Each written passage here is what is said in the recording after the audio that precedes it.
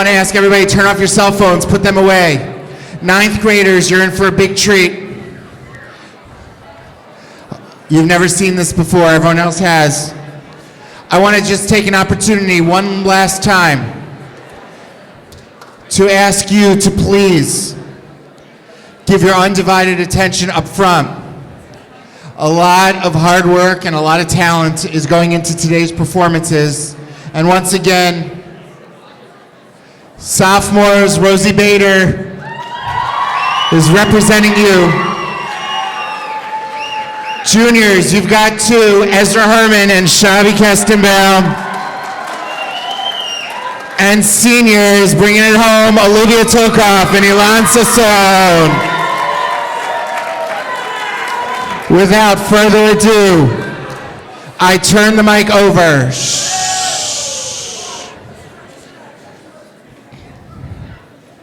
to the mastermind of this incredible program. You know him and you love him. Teaches English and plays one mean harmonica. Please give it up for Mr. Messer.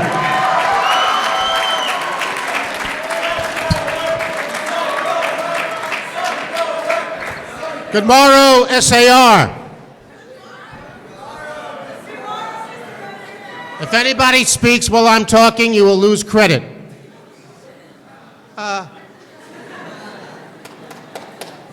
Each year, 15,000 students from around the U.S. participate in this National Shakespeare competition, sponsored by the English-Speaking Union. The contest is designed to encourage high school students to develop their communication skills, their appreciation of language and literature through the study, interpretation, and performance of Shakespeare's monologues. The winner of the national competition receives an all-expenses-paid trip to study acting in London next summer at the Royal Academy of Dramatic Art. This morning, we hold the second and final round of our in-school competition. Of all the students who auditioned on January 20th, 5 were chosen to compete for the honor of representing SAR in the New York City regional competition to be held at the New York Public Library in late February.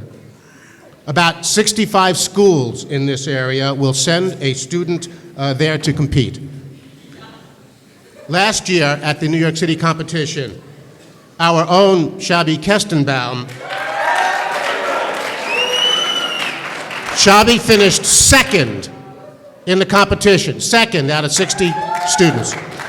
A little bit later, we will watch, while the judges are deliberating, we will watch a video of his audition. The regional winner moves on to the national competition at Lincoln Center in late April.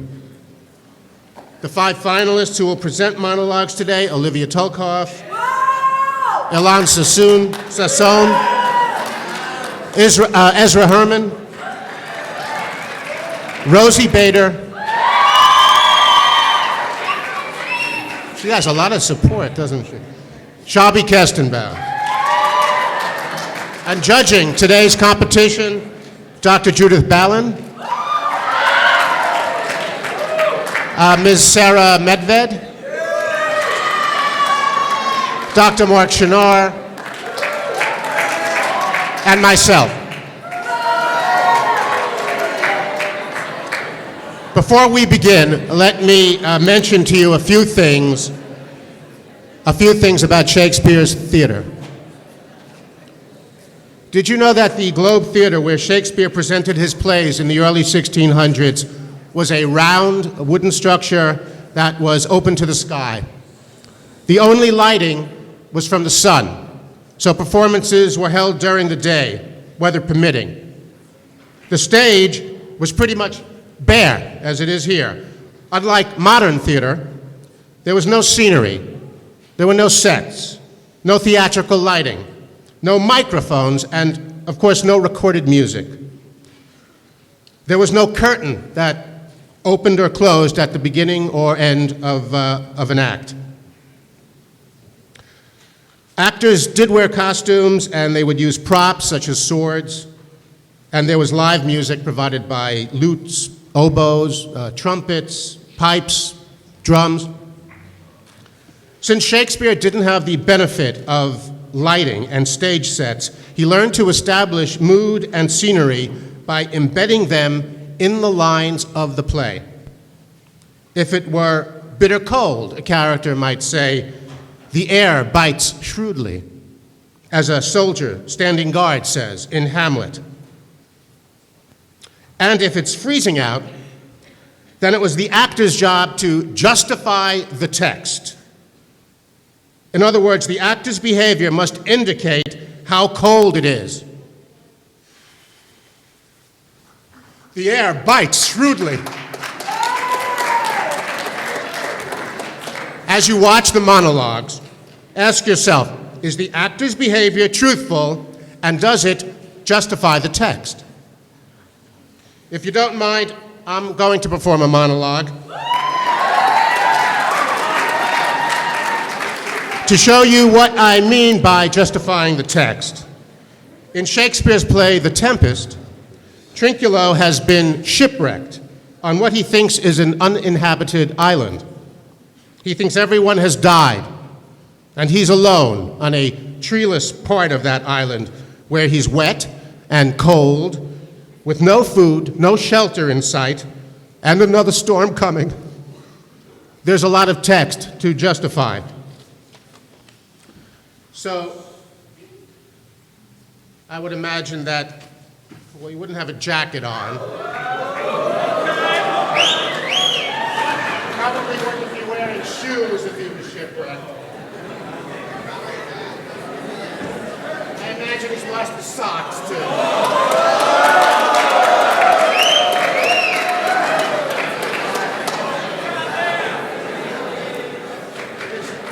Jeans and pants are rolled up.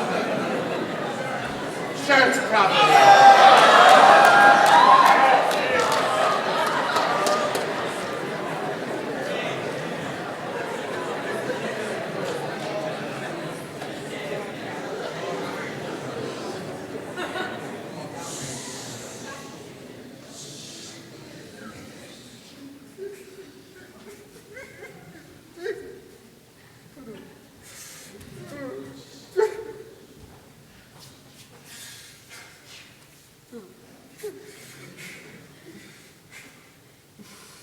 He is neither bush nor shrub to bear off any weather at all.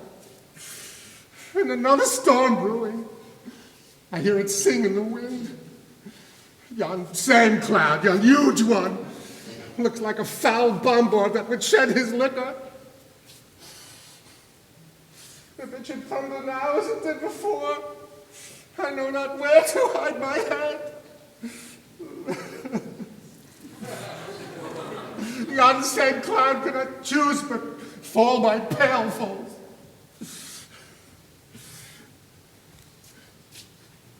What have we here? A man? Or a fish? Dead? Or alive?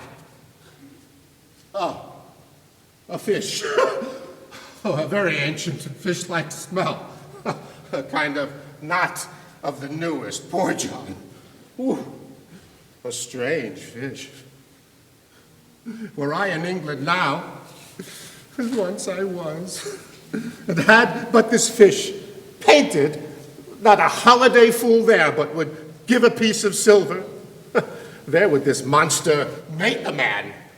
There any strange beast makes a man. When they will not give a doit to relieve a lame beggar, they will lay out 10 to see a dead Indian.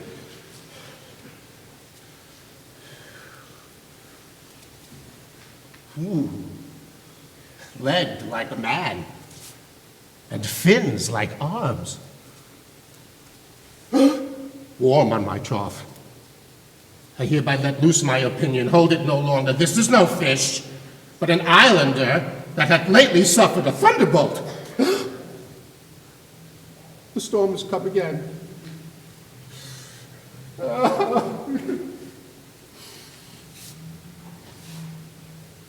My best way is to creep under his gabardine. There is no other shelter hereabout. Misery acquaints a man with strange bedfellows.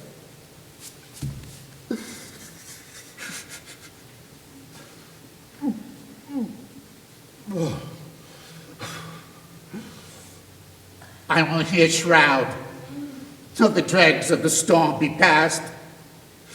See,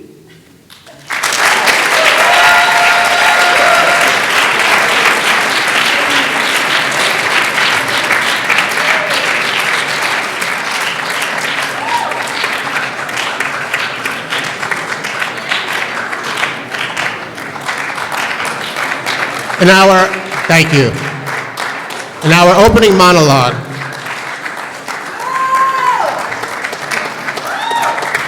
please don't talk during the monologues. The actors have put a lot of time into preparing their parts. Be courteous, give the actors your attention so they can do their best to entertain you. And one last thing, please hold your applause until the end of the monologue, which the actor will signal by saying the word scene. In our opening monologue, Olivia Tolkoff performs a speech. Olivia Tolkoff performs a speech from The Taming of the Shrew.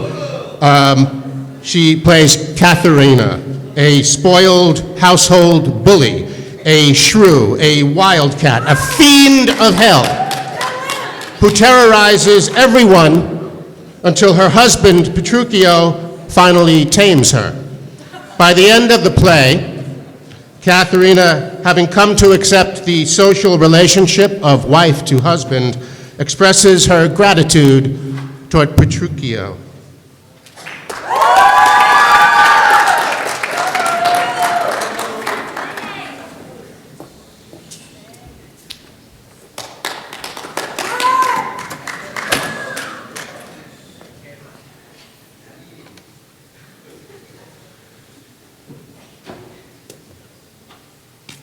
I am ashamed that women are so simple to offer war when they should kneel for peace, or seek for rule, supremacy, and sway when they are bound to serve, love, and obey.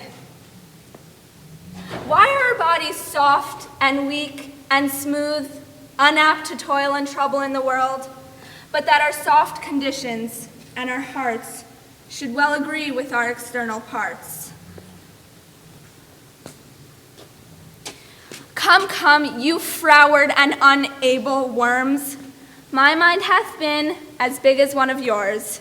My heart as great, my reason haply more to bandy word for word and frown for frown.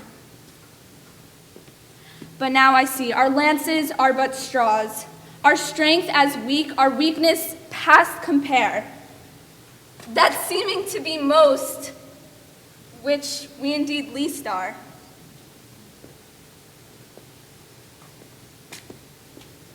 Then veil your stomachs, for it is no boot, and place your hands below your husband's foot, in token of which duty, if he please, my hand is ready, may do him ease. Scene.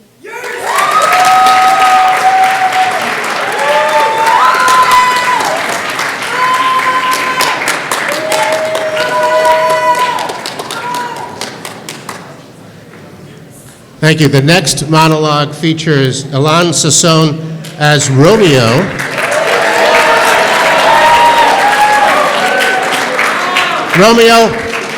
Romeo has been exiled from Verona for killing a rival in a duel, as all of you ninth graders will soon discover.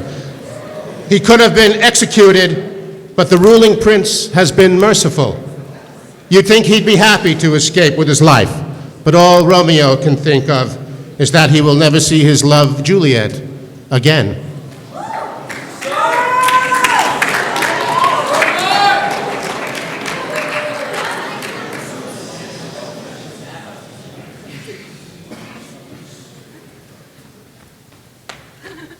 Tis torture, and not mercy. Heaven is here where Juliet lives, and every cat and dog and little mouse, every unworthy thing live here in heaven and may look on her, but Romeo may not. More validity, more honorable state, more courtship lives in carrion flies than Romeo. They may seize on the white wonder of dear Juliet's hand and steal immortal blessings from her lips, who even in pure and vestal modesty still blush as thinking their own kisses sin, but Romeo may not. He is banished. Flies may do this, but I from this must fly. They are free men, but I am banished. And sayest thou yet that exile is not death? Sin.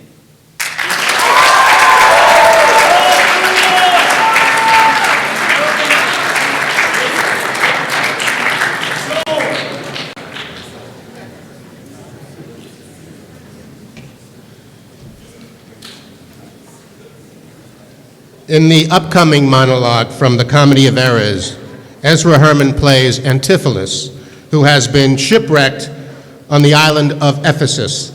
There, unbeknownst to him, lives his identical brother from whom he was separated at birth. Hey, that could happen.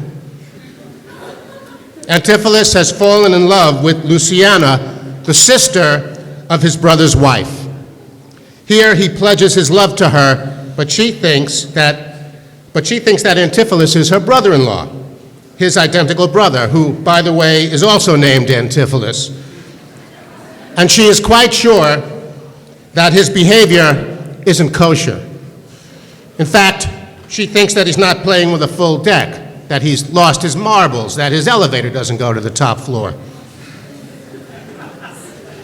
Here's Ezra Herman as Antipholus of Syracuse.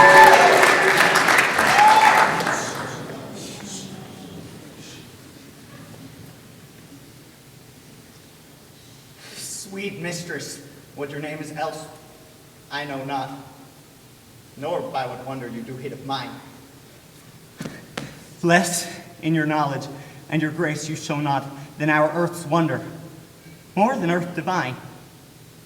Teach me, dear creature, how to think and speak, lay open to my earthy gross conceit, smothered in errors, feeble, shallow, weak, the folded meaning of your words' deceit. Against my soul's pure truth, why labor you to make it wander in an unknown field? Are you a god? Would you create me new? Transform me then, and to your power I'll yield.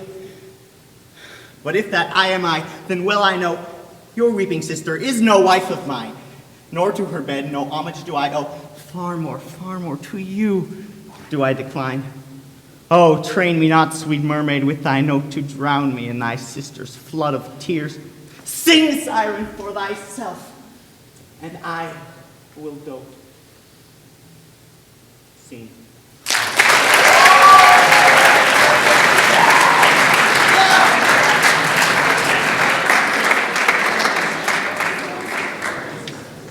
The fourth monologue from Titus Andronicus features Rosie Bader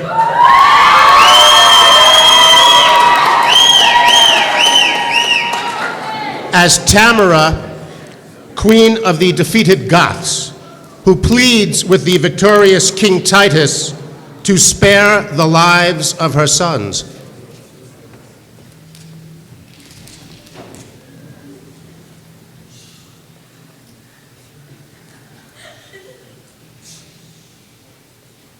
Stay, Roman brethren, gracious conqueror, victorious Titus.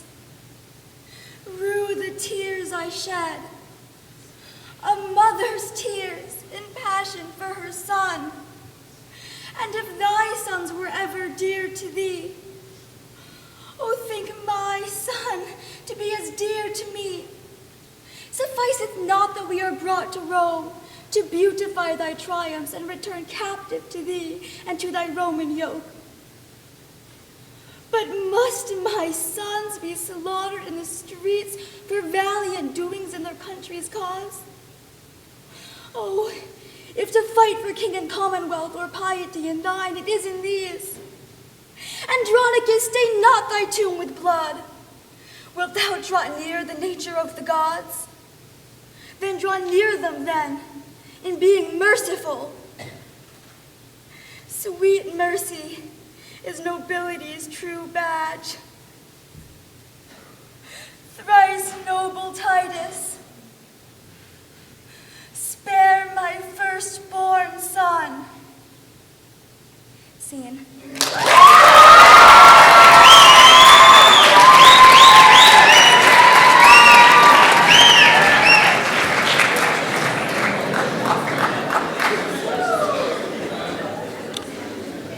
Shabby Kestenbaum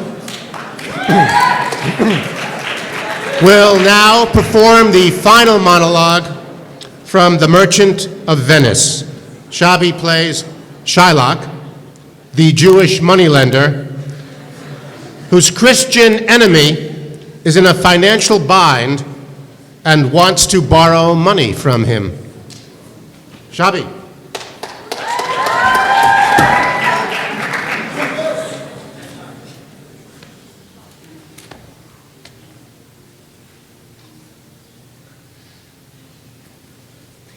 You call me misbeliever, cutthroat, dog, and spet upon my Jewish gabardine, and all for use of that which is mine own.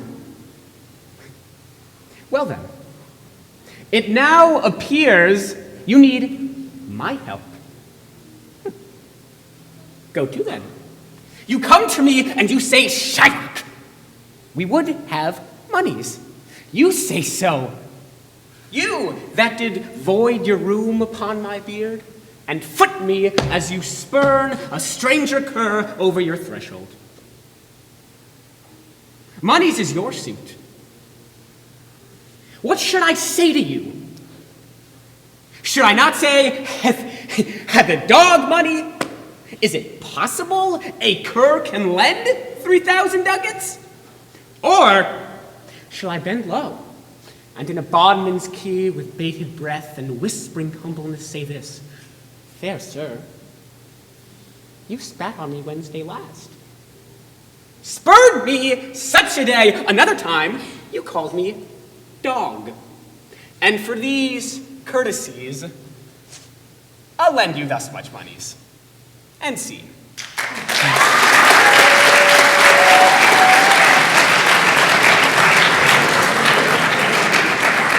Thank you. The judges will now take a few minutes to deliberate.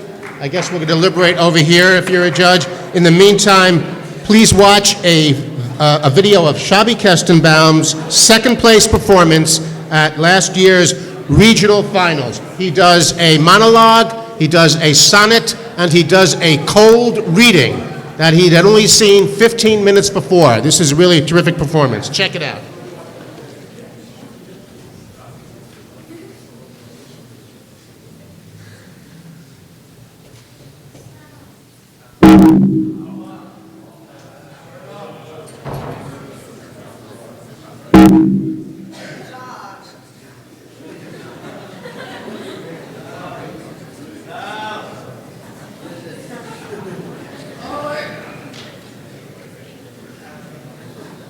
Scene 4.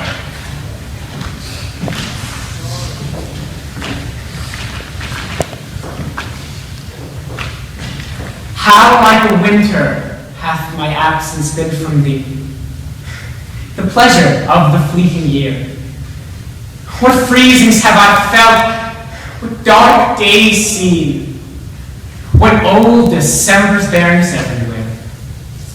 Yet this time was summer's time, the teeming autumn, big with rich increase, bearing the wanton burden of the prime, like widowed wounds after their lord's decease. Yet this abundant issue seemed to me but hope of orphans and unfathered fruit. For summer and his pleasures wait on thee, and thou away. The very birds are mute. Or if they sing, 'tis with so dull a cheer that leaves look pale, dreading the winter's near.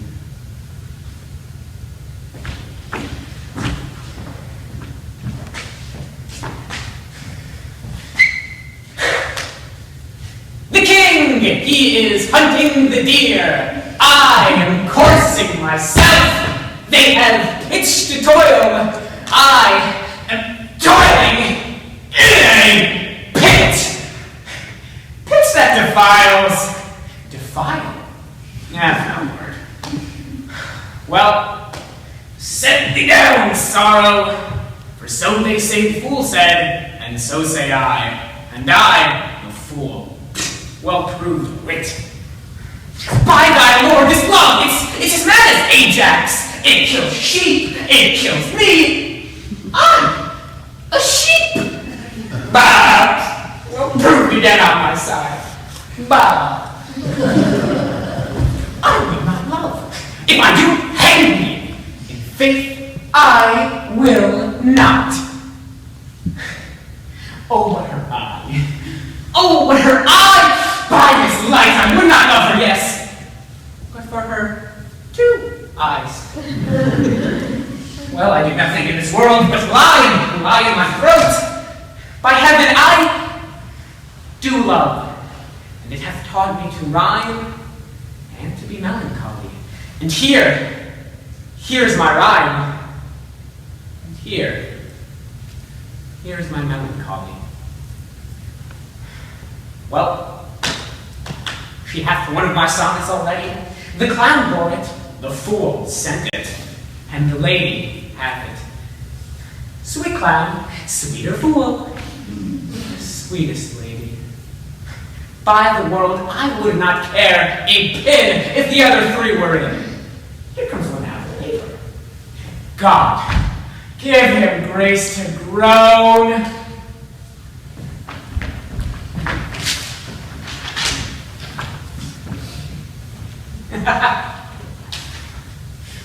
Who will believe thee, Isabel? My unsoiled name, the austereness of my life, my vouch against you, and my place in the state will so your accusation overweigh that you shall stifle in your own report, and you shall smell of calumny. I have begun, and now I give my sensual race the rein. Fit thy consent to my sharp appetite. Lay by all nicety and prolixious blushes that banish what they sue for. Redeem thy brother by yielding up thy body to my will. Or else, he must not only die the death, but the unkindness shall his death draw out to lingering suffering. Answer me tomorrow, or by the affection that now guides me the most, I'll prove a tyrant to him. As for you, say what you can, my false overweighs your true.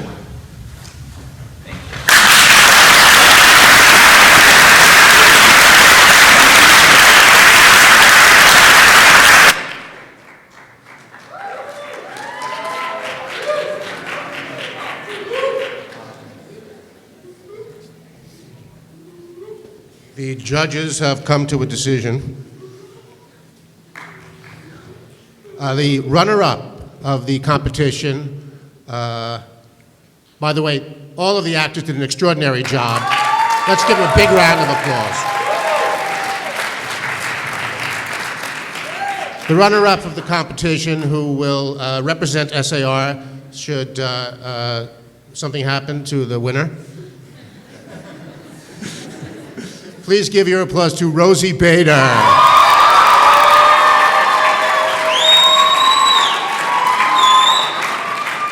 And the winner of the competition, who will represent SAR for the 2nd year in a row, Shabby Kestenbaum. Shabby, come on up. We are going to give Shabby the customary Elizabethan insults mug, and I wish to honor him this canker blossom, this flap-eared knave. I do desire we may be better strangers. Mazel tov.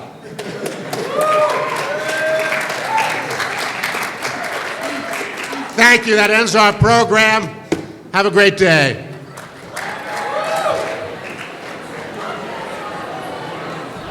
Ladies and gentlemen.